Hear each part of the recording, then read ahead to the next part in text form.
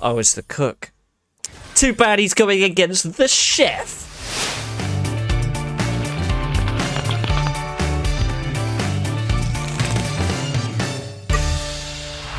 Hello everyone, and I hope you're doing well. Today we have a deck list for the XYZ Cup, or the XYZ Cup. Now this deck is climbing up the ladder, and as you can see, it's absolutely dominating, and it's a deck I've covered before, but with a few tweaks for this XYZ Cup. So without further ado, let's jump into the deck list and show off a few games. So this is our deck list. You may recognise this from the 8-axis blind second deck we used to climb the Master Duel ladder quite a few months ago now, but I think it's a really good pick for this event. The big deck at the moment for the XYZ Cup is Kashtira, and they crumple to board breakers. I would know, I play Kashtira. But also, we have a lot of bounce effects that can just bounce an XYZ, and that's a lot of resources gone just like that. And in general, I think this is just amazing for the ladder, as you saw my win rate. So let's just go through the card by card. We have 3 Max C. I mean, for some reason it's not banned in this cup, because why wouldn't it? We have 3 Fairy Tale Luna. This is one of my favourite cards of all time. So when it's normal summon, you can add another one. And quick effects, you can target one monster your opponent controls, and they can send a card with the same name from their deck to the graveyard to prevent this effect. Otherwise, it gets bounced. You're usually using this with your Kaijus. We have 1 Fenrir, because Fenrir is just amazing. We would run more than 1 if it wasn't limited. We have 2 Doggoran, 2 Gameciel, and 2 Godala. Don't be too discouraged. Doggoran can be replaced with any of the other Kaijus. But Doggoran's probably better because it's a level 8, and it does come up because we have a lot of rank 8s. But yeah, these are just our Kaijus that we bounce with Luna, and we also have the Kaiju Slumber, which we'll go over shortly. We have a couple of the dangers. We have 3 Danger Bigfoot, again level 8 that you can summon for free. Danger Thunderbird, same thing pretty much. We have 3 Gizmek Orochi, another level 8 that you can special summon by banishing 8 cards from top of your deck face down. This can happen from graveyard or hand, so you kind of want to keep hold of this until you discard it off Danger Bigfoot, Thunderbird, or trade in. We have 3 Alpha Master of Beasts. Usually we'd run 2, but we had to cut Super Poly, so we're filling in a few gaps. Again, this is a free special summon level 8, but the best thing is it has a non-targeting bounce. So you can, well, it targets itself, and then you just bounce an XYZ on the opponent's field. We have a couple of board breakers here. We have the Raigeki, Harpy's Feather Duster for burn decks. We have Change of Heart. We can search this all off of Thrust. We have trade-in, since pretty much every single one of our monsters is a level 8, and Gizmek is the best target for this, since it doesn't really matter if he's in the graveyard or not. We have 3 Interrupted Kaiju Slumber. This, I mean, is amazing. Destroy everything, summon 2 Kaijus on both sides of the field, and depending on what you have in hand, you either want to give them a bigger monster if you have Alpha Master of Beasts, or you just want to give them a Gameciel. And then you have a rank 8 or a level 8 to start with and go into your rank 8 players. We have Pot of Desires. I mean, it's just a good draw, and we don't really want to banish our extra deck. Lightning Storm and Triple Tactics Talent. I mean, Talent is questionable, but it's nice because they're almost definitely going to negate one of your board breakers if they have the chance. So it activates your Thrust, and then we have 1 evenly matched for the Thrust. Thrust is the MVP of this deck, honestly. But going into our extra deck, there are a few changes. This is your big OTK, your Numeron Dragon. You summon this by using 2 level 8s to go into Draglubion, using Draglubion's effect, special summon the Numeron Dragon, and then you attach Hope Harbinger. Now, be wary that you can only attack with Numeron Dragon, and you can't special summon for the rest of the turn after using the Draglubion effect. So just be wary of that. But we have 2 of each, so we have 2 Numeron Dragon, 2 Hope Harbinger, 2 Draglubion, just in case the first one gets stopped. Now, another funny thing about Numeron Dragon is it gains 1,000 attack for each rank of XZ monster on the field. So if you just have Draglubion and Numeron Dragon, it'd be 9,000 because there's 9 ranks. But in the XYZ Festival, you're more likely to have other XZs on the field, whether it be your opponent's or yours. So this can go up to insane amounts. I think I had a 17,000 at one point. We have an Arise Heart for if we go against Kashtira and go into Change of Heart, so we can just overlay for the Arise Heart. We have Lancelot, basically just attacks directly, so you can go into Zeus. Sanafod, the Sky Prison. This is just graveyard hate. I haven't seen many graveyard decks this event, but it's always good to have. We have Dingirsu. This is a nice Zeus enabler. Basically, just stops itself from being destroyed or any of your other cards by detaching one, and sends a card on summon. We have 2 Pain Gainer. This is just an overlay from usually your Dingirsu or Lancelot, just to give your Zeus an extra material. We have 2 Zeuses. It's not necessary. I think you can definitely run 1 Zeus, but since it came to 2, I thought I might as well craft another one. And then we have Typhon, which is probably in everyone's extra deck. It's one of the best extra deck cards to come out. Basically, if your opponent special summon 2 or more monsters from their extra deck on their turn, you can just XYZ summon this with the highest attack monster you control, and it stops monsters with 3,000 or more attack activating. So this has come up a few times. When people go into Utopic Draco Future, you can just use this and it stops it completely. And it also has a bounce effect because, you know, why not? It's not good enough without that. Anyway, that's the deck list. Let me just hop into a few games and show you how it performs.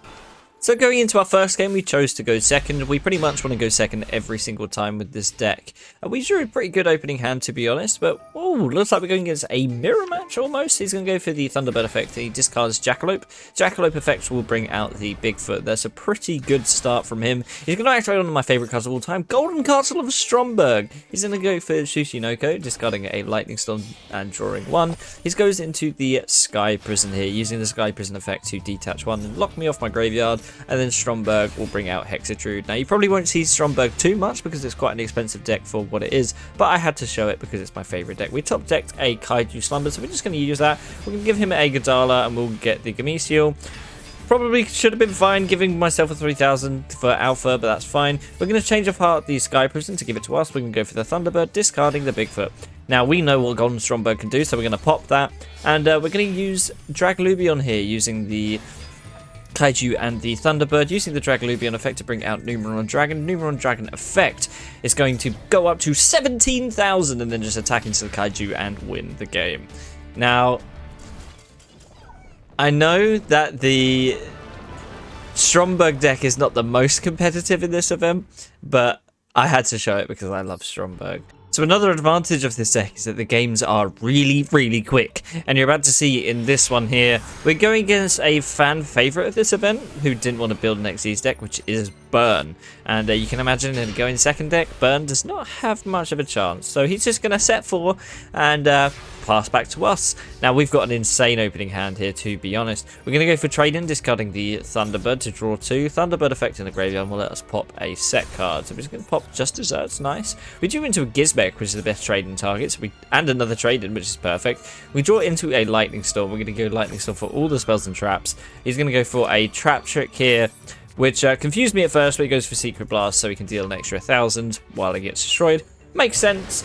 So we destroy everything. We're going to take 2,000 from 2 Secret Blasts, but that's fine. We're still on a healthy 6,000 life points.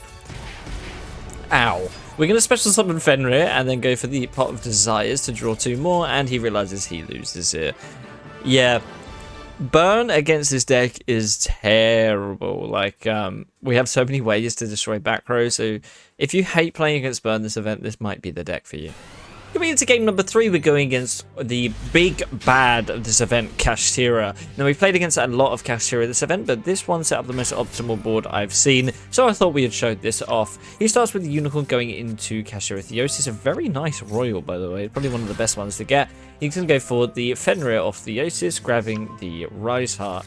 Now, if you've played this event at all, you've probably seen this combo a million times, but we're going to go through it anyway. He's going to summon the Shang, not in the extra monster zone for some reason. He's going to go for the Rise Heart, banishing Big Bang, and then he's going to go Shang to lock one zone, and then Big Bang target the Shang. So far, he's doing everything optimally. He's bringing out the Fenrir from the Big Bang and locks my zone, and then goes for a Rise Heart in the extra monster zone. I guess that works.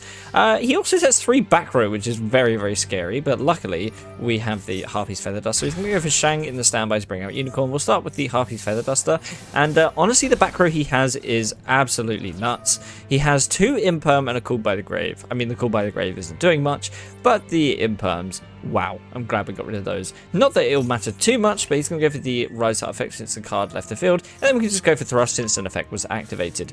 We can grab it evenly matched, and he realizes, yeah, that's it. That's all you need against Kashtira. Raigeki would have worked as well, but, you know. So this game is a really funny one because I think our opponent came into the worst matchup he could possibly ask for, and Let me just show you. Let me just show you. So we start our opening hand. It's not a bad opening hand. He starts off with a Buzzsaw Shark. I'm thinking, oh, okay. We get some shark action. And what's he going to go into? Oh, it's the cook.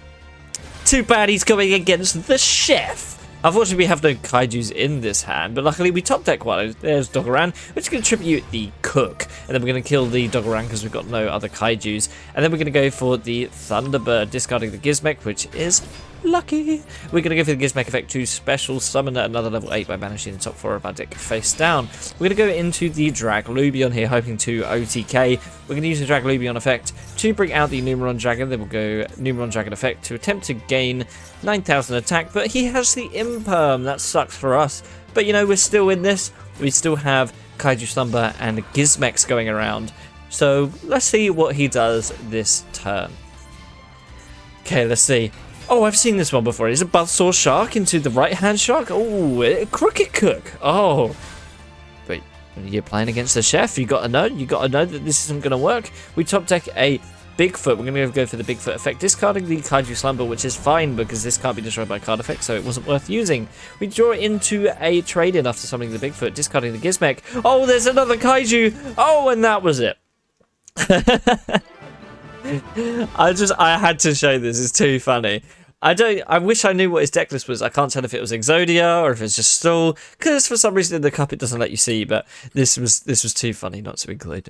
Thank you so much for watching. Let me know down in the comments what you think of this event. Do you think this should have just been a regular event, or do you like that it's a Duelist Cup? Personally, I've seen a lot of complaints, but gems are gems at the end of the day. Anyway, that being said, if you made it this far in the video, please do feel free to hit subscribe. New Yu-Gi-Oh videos each week, and as always, happy dueling.